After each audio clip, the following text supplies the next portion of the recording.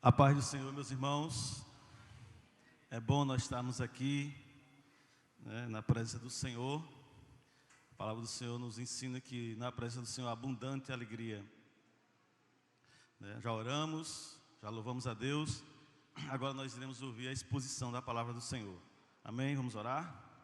Em nome de Jesus, Pai, eu quero te agradecer pela bênção de nós estarmos aqui, reunidos com tua igreja, Senhor, para louvar e bendizer o teu nome, Senhor. Por graça e misericórdia, fala aos nossos corações através do teu Espírito, através da tua palavra. Tenha misericórdia de mim, perdoa todos os nossos pecados, as nossas falhas, e nos ajuda, Senhor, a olharmos somente a Ti, que és o autor e consumador da fé. Abençoa os amados que nos ouvem através do serviço de som e da internet também. Fala ao coração, porque aos ouvidos só nós podemos falar aos ouvidos, mas ao coração só o Senhor. E nós te agradecemos já, Senhor, por tudo, pela tua misericórdia, a tua graça, em nome de Jesus. Amém. Meus irmãos, nós iremos ler em Romanos, capítulo 12, versículo 1 e 2.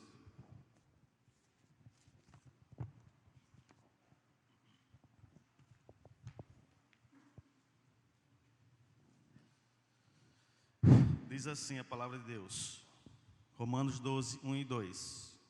Rogo-vos, pois, irmãos, pelas misericórdias de Deus, que apresenteis o vosso corpo por sacrifício vivo, santo e agradável a Deus, que é o vosso culto racional. O verso 2.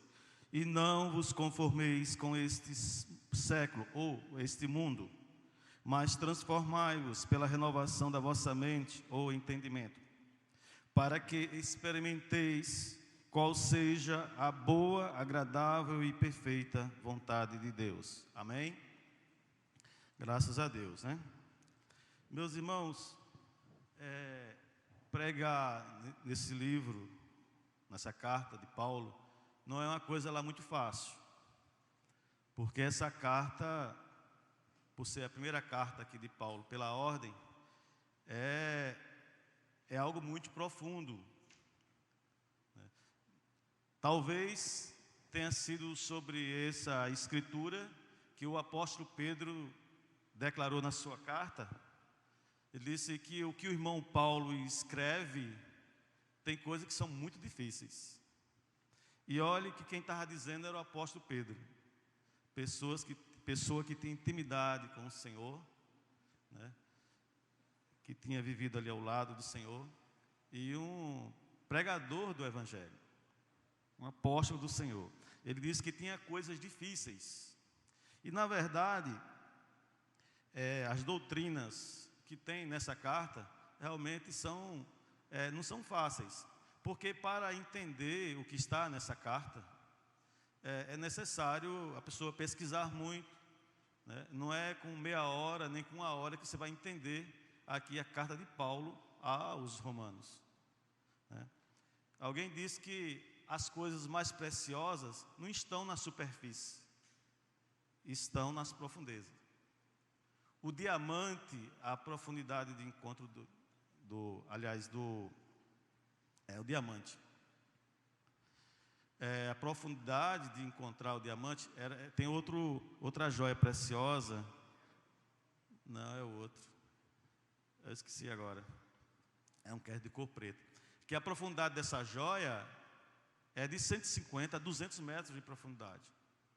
Para se localizar essa joia, é necessário ter instrumentos específicos, maquinário, mão de obra especializada.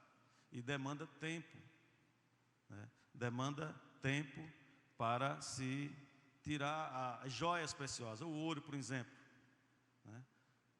A pérola, a esmeralda. Então, a palavra de Deus, ela não é diferente.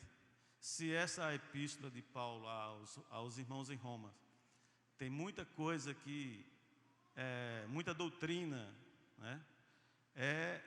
Deve ser motivo de muita análise e muita investigação da nossa parte para entender. Ela não é fácil.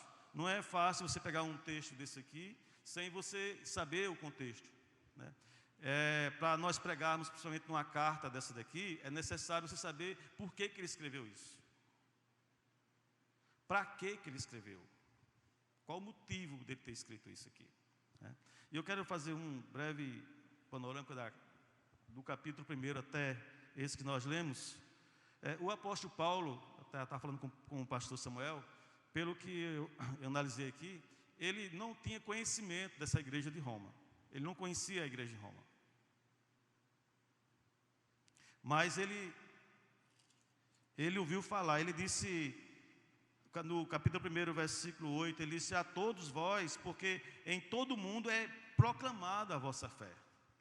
Paulo não tinha a estrutura que nós temos hoje de informação, mas ele, pelo que nós vemos, ele buscava informação. É tanto que ele era uma pessoa muito inteligente, né, falava vários idiomas, ele tinha conhecimento do que acontecia em Roma, até porque ele era cidadão romano também, né? Mas, e Roma era a capital do império, então tudo acontecia ali. E ele disse: a vossa fé é proclamada em todo o mundo. Né?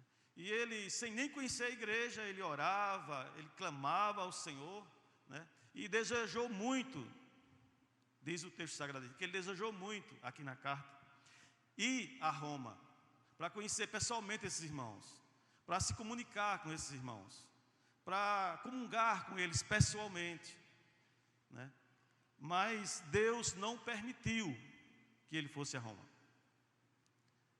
E não permitiu por um bom motivo, para ele escrever a carta aos irmãos em Roma.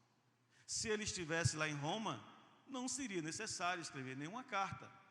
Como Deus não permitiu que ele fosse, e o inspirou a escrever, ele escreveu essa maravilhosa, né, escritura, que é a carta de Paulo aos Romanos. Então a carta, quem faz a carta e quem envia é o próprio Paulo.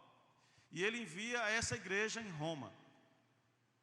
Quem fundou essa igreja em Roma? Não foi ele. Não se sabe até então, com precisão, quem foi que iniciou esse trabalho lá em Roma. De repente, alguém que saiu lá do dia do Pentecostes, que tinha gente de todas as nações, tenha se convertido ali, naquela pregação de Pedro, e tenha fundado essa igreja lá em Roma. De forma que não se sabe até então quem foi o fundador da igreja de Roma.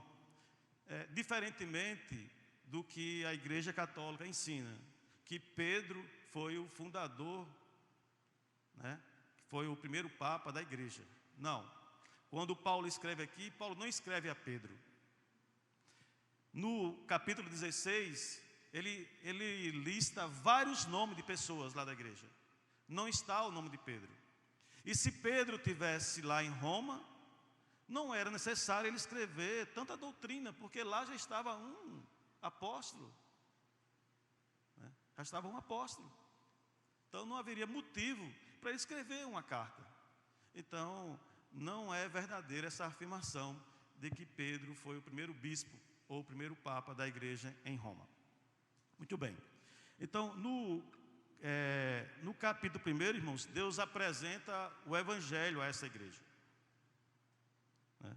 Ele disse: eu sou devedor tanto a grego quanto a bárbaro, tanto sábios como ignorantes, e assim, quanto está em mim, estou pronto para também vos anunciar o evangelho, e a vós que estáis em Roma. Ele apresenta o evangelho. No capítulo, deixa eu me ver aqui, no capítulo 3, ele começa a expor a doutrina da justificação, da redenção e da expiação.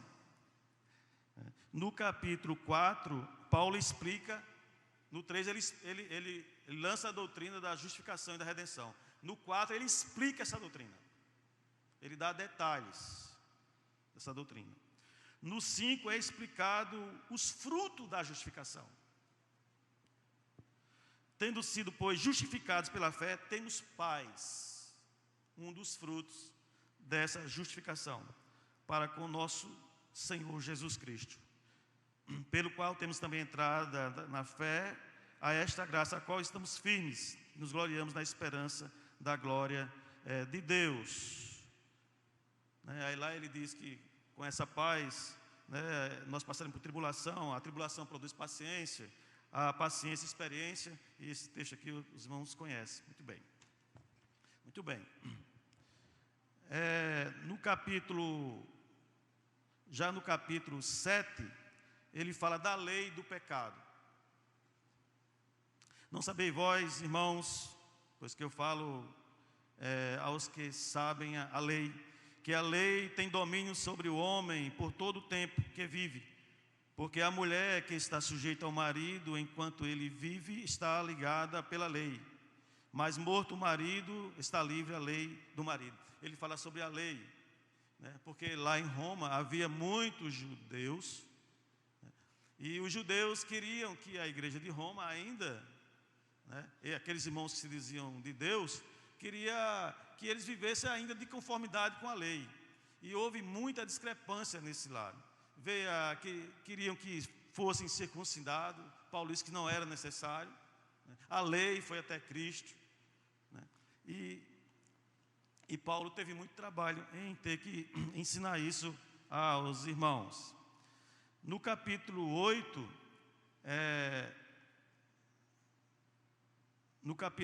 do versículo 1 ao 2, nós queremos, pois,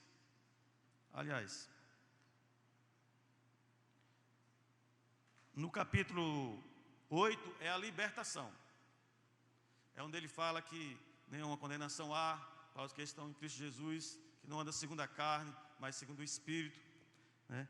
É onde Paulo vai falar também que o Espírito de Deus intercede por nós. É onde ele vai dizer que tudo cooperam para o bem daqueles que amam a Deus. Ele começa expondo. No 9, 10 e 11, fala sobre a soberania de Deus. É aqui que há muita discórdia, no bom sentido, entre muitas igrejas, principalmente as igrejas pentecostais e as igrejas reformadas, né, que vem a escolha de Deus. Por que Deus usa de misericórdia com um e não usa com o outro, né? Então, no capítulo 9, 10 e 11, fala da soberania. E no 12, que é o que nós lemos, Paulo agora, ele começa a trazer a aplicação para a igreja em Romanos. Ele começa, de certa forma, a emitir aqui mandamentos. Eu digo Paulo, mas eu já disse aqui, irmãos, que até para economizar o termo, a gente fala assim, Paulo ensinou, Paulo disse. Eu gosto sempre de lembrar isso. Mas, na verdade, o apóstolo Paulo falou por inspiração divina. Então, se nós não quiséssemos nos alongar muito, nós diríamos assim, Deus usando Paulo disse. Mas a expressão comum é Paulo disse, Paulo lembra, Paulo fez isso, orientou a isso, né? Paulo nos lembra isso. Então, mas entenda que não é Paulo, a pessoa dele, que fez aquilo por conta própria. Não. Ele fez tudo aquilo ali por inspiração divina, inspiração do Espírito Santo, a qual nós já aprendemos aqui, que essa inspiração parou lá no Apocalipse. Não há mais inspiração. Às vezes até a gente usa o termo, fulano está pregando hoje, o pastor está pregando hoje, muito inspirado. É uma força de expressão que a gente entende o que é que está sendo, o que é que a pessoa quer dizer. Que o pastor está na unção, né, Deus se manifestou grandemente. Mas a inspiração, ela cessou e é do Gênesis ao Apocalipse. É bom a gente lembrar disso. Muito bem. E agora no 12, versículo 1 e 2, que é o que foi lido. Rogo-vos, pois, irmãos, pela misericórdia de Deus, que apresenteis os vossos corpos. Meus irmãos, o interessante aqui desse texto é que Paulo, ele não começa falando das coisas assim diretamente espirituais. Ele começa falando do corpo. Alguém já disse que Deus quer o coração, mas não é isso que a Escritura está dizendo. A palavra de Deus nos ensina que o corpo é templo do Espírito Santo, que o corpo é morada de Deus. E uma vez que Deus habita nesse corpo, em nossos corpos, Ele não sai nunca. Por que ele não sai? Porque ele garante que não sai. Vós já estáis selado. Vós foste comprado. Vós foste escolhido. Vós foste purificado, santificado, e o Espírito de Deus habita em vós. Essas são algumas das garantias que a palavra de Deus nos dá, né, a respeito do Espírito Santo em nós.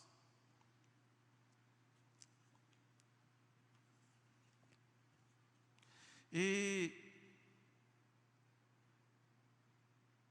como devemos cuidar desse corpo? Eu estava tendo até uma fala aqui, o pastor participou também um pouco. O irmão Bosco suscitou um assunto sobre o exercício físico, né? Que para o pouco, diz Paulo, acho que lá em Timóteo, é proveitoso o exercício físico. Mas nós devemos cuidar muito bem desse corpo, irmãos. É responsabilidade nossa como pessoa cuidar desse corpo. Em todos os sentidos. Na nutrição, no exercício e também, permita a expressão, no ajeitado também para os cônjuges ficarem um atraídos pelo outro sempre. Eu vou até dar um grau para ver se me empenha, para ver se vamos para a academia, alguma coisa assim, para a coisa fluir melhor ainda. Digam amém, irmãos? É importante isso. É com esse corpo que nós estamos aqui nesta noite.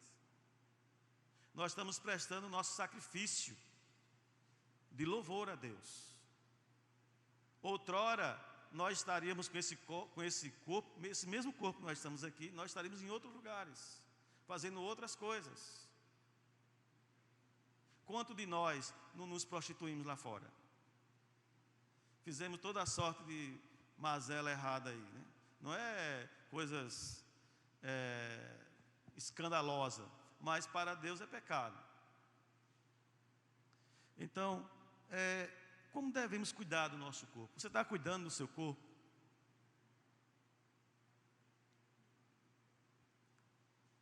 Eu vou ler aqui ainda quando chegar no segundo termo, mas já vou adiantar. O apóstolo Paulo aqui no capítulo 1, ele fala das mulheres e dos homens. Meus irmãos, sinceramente, se a gente olhar o Facebook, tem pessoas que não parecem que são crentes. Está mostrando o corpo todo. Paulo começa instruindo a igreja, emitindo mandamentos à igreja de Roma para cuidar do corpo. Não é o corpo espiritual que ele está falando aqui, não. É esse corpo aqui, que tem tudo a ver com a parte espiritual, porque é santuário do Espírito.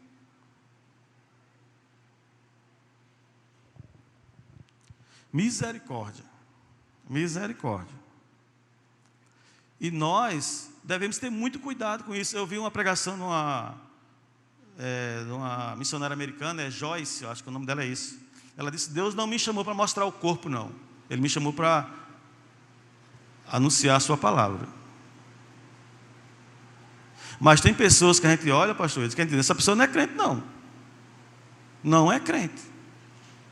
Não é crente. Pelas vestimentas que a pessoa está vestindo. Mas irmão é legalista? Não, sou legalista. Não, isso é preconceito, irmão. Não, isso é conceito.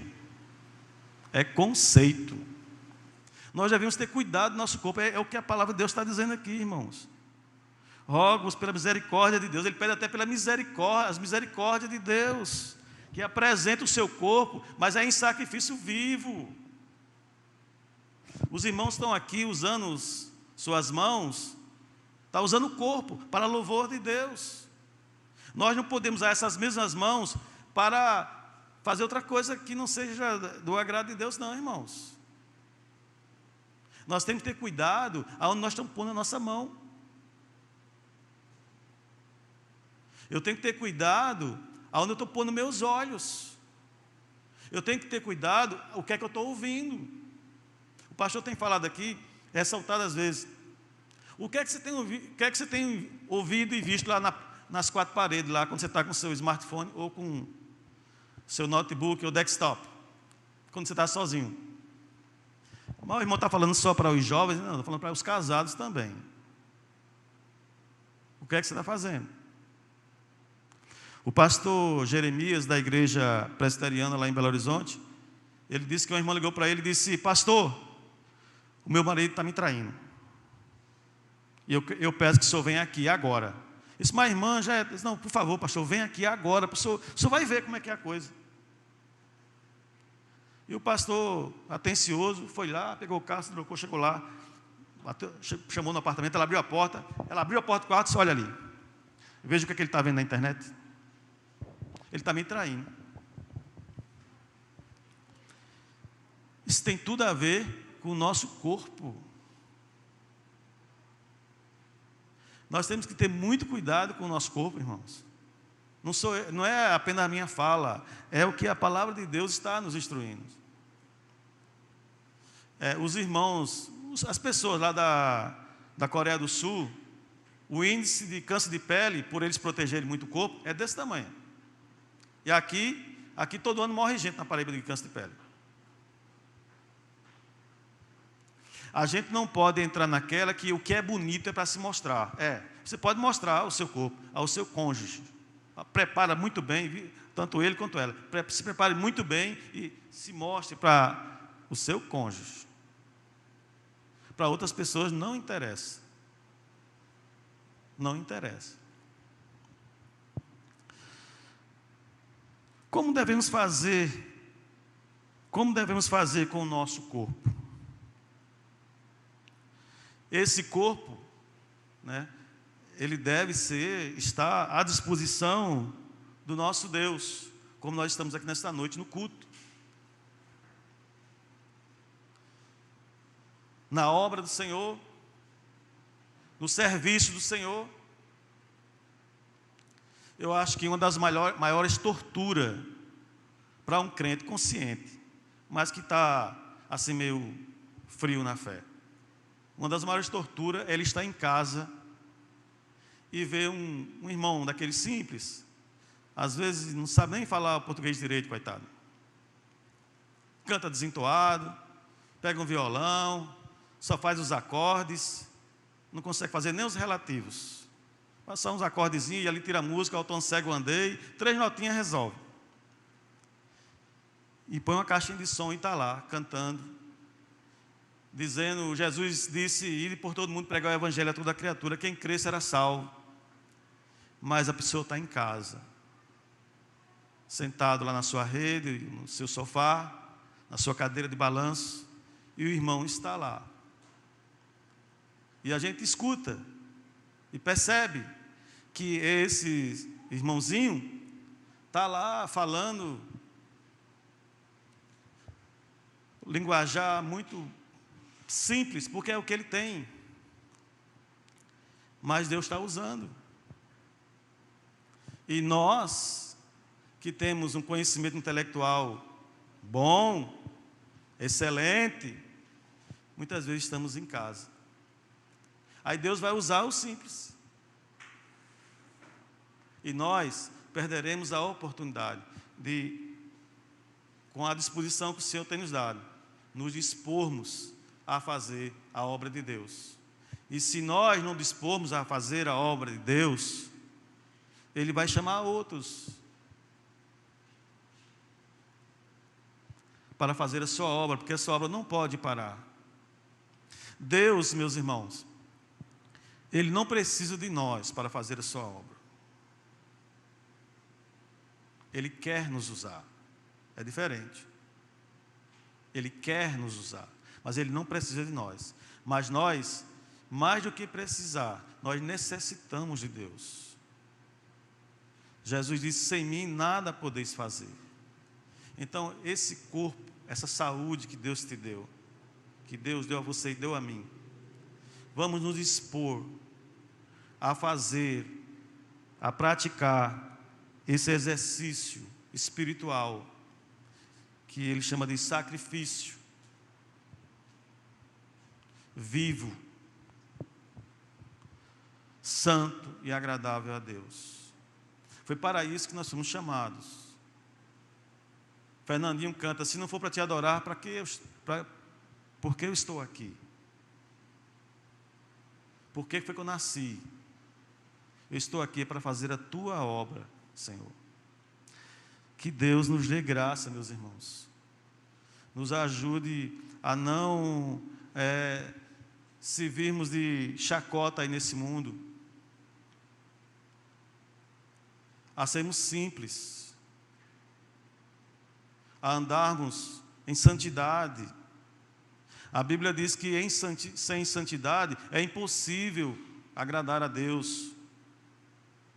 Não tem como. E dos temas que mais o apóstolo Paulo fala na carta aos Romanos é de santidade. O pastor aqui, quando diz eu saúdo os irmãos com a paz do Senhor, mas esse seria um outro termo que é cabível, dizer eu saúdo os santos com a paz do Senhor, porque santos é o que nós somos. Mas muitas vezes nós não nos comportamos como tais. O corpo deve ser colocado à disposição de Deus em sacrifício vivo, santo e agradável a Deus, que é o vosso culto e o culto racional.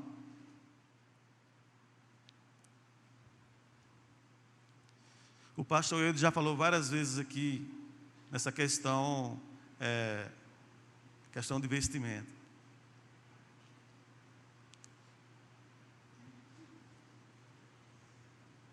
Outros pastores também têm falado. Mas a coisa não é fácil. Eu não sei o que é que passa pela cabeça de muitos homens e muitas mulheres. Muitas vezes são os pais que não observam os seus filhos. Muitas vezes são o marido ou até mesmo a esposa que não observa isso. A Bíblia não diz que sensualidade é pecado, mas pelo que o que a Bíblia ensina, sensualidade é pecado, irmãos. Não fala assim, é sensualidade, o nome sensualidade. Mas se você vê todo o contexto, porque vai de encontro, fere a santidade. E a santidade é algo contínuo nas nossas vidas. É algo contínuo. O sangue de Jesus, ele nos santifica, mas nesse processo de santificação, nós fazemos parte. Tem a nossa participação. Então, tenhamos cuidado com o nosso corpo. Quem puder, cuide do seu corpo. Eu e Pen, nós vamos procurar uma academia. Eu vou começar a caminhar bem forte e vamos procurar um nutricionista também. Eu quero estar bem preparado fisicamente para poder servir a Deus com mais disposição. E quero também estar mais bonito para a Pen me ver. Muito bem. E não vos conformeis com este mundo. A nossa vida foi transformada pelo Senhor. Veja só o que diz o texto. E não vos conformeis com este século, este mundo, mas transformai pela renovação da vossa mente, ou do vosso entendimento. Isso quer dizer que quanto mais eu aprofundo meu entendimento, que eu tenho que conhecer para entender, quanto mais eu aprofundo esse entendimento na palavra de Deus, eu vou conhecer. Quanto mais eu conhecer a Deus, mais transformado eu serei. Mais mudança vai haver na minha vida. Alguém diz que Deus é luz. Quanto mais perto da luz eu vou chegando, mais impureza eu vejo em mim. E eu posso me limpar, porque agora estou vendo. Então, o texto diz: transformai-vos pela renovação da vossa mente ou do vosso entendimento, para que experimenteis qual seja a boa, agradável e perfeita vontade de Deus. Tem pessoas que querem saber a vontade de Deus, mas não querem passar por o processo. Tem que conhecer, entender, ser transformado para saber qual é a boa, perfeita e agradável vontade de Deus. Aí não se esforça para tal, aí toma atitudes erradas, intempestivas. Aí depois vai clamar a Deus, Deus ajuda, é verdade, mas o dano já está às portas. Está namorando? Tá. Colocou diante de Deus? Colocou diante de Deus? Como foi que você pediu a sua namorada? Como foi que você pediu a sua esposa? Eu vi um irmão, cunhado meu, eu sempre digo isso para rir. Um cunhado meu pedindo ele dizendo a mim como foi que ele pediu a esposa. Aí eu vi e eu copiei. E graças a Deus, Deus me deu do jeito que eu pedi. Aliás, melhor do que o que eu pedi. Esposa carinhosa, amorosa, pacata, tranquila, equilibrada, sábia, serva de Deus, prudente, dinâmica, eficiente. É importante nós dizermos isso para Deus, irmãos. O pastor, aquele pastor que dá palestra para casais, Cláudio Duarte, ele diz que a escolha é nossa. Eu discordo dele. A escolha é nossa, obviamente, a gente vai escolher. Mas nós já vimos buscar a orientação de Deus. Não foi assim com Isaac? Nosso Deus é o Deus de Isaac, de Abraão, Isaac e Jacó. É o mesmo Deus. A gente tem que saber pedir. O pastor José Antônio, uma vez, disse aqui, disse, olha, tem coisas que são relativas, mas tem coisas que são absolutas. As trevas não se unem com a luz. Aí você está namorando com um rapaz que o cara não é crente, não quer saber nada de crente, você se noivou, vai casar, e o cara não é crente, não está nem aí, não quer. Como é que você vai casar com um cara desse? É complicado. É complicado. Mas querem saber qual é a vontade de Deus. Não tem como. Tem que passar pelo processo, meus irmãos. Aí a gente vai saber. A gente vai ser transformado. E transformado, o nosso comportamento é outro. As nossas atitudes são outras. Amém? Diz a história que Agostinho, depois de convertido, ia caminhando na rua, e uma ex-amante sua o viu. E disse, Agostinho, Agostinho, saiu correndo atrás dele. E ele não deu bola, né? Mas de tanto ela chamar o nome dele, ele parou. Oi, você não está lembrado de mim não? Sou eu. Ele disse, eu estou vendo que você é você, mas eu não sou mais eu não. Não sou mais aquele não. Fui transformado. Eu estou vendo que você é você. Eu sei. Mas eu não sou mais aquele não. Então nós somos transformados. Só para finalizar, eu já vou aqui relatar só algumas coisas, aqui no capítulo 1. Diz assim o texto sagrado. Problemas que tinha lá na igreja em Roma, né? Ele diz que, e por haver desprezado o conhecimento de Deus, o próprio Deus os entregou à disposição mental reprovável para praticarem coisas inconvenientes, cheias de injustiça, malícia, avareza, maldade, possuídos de invejas.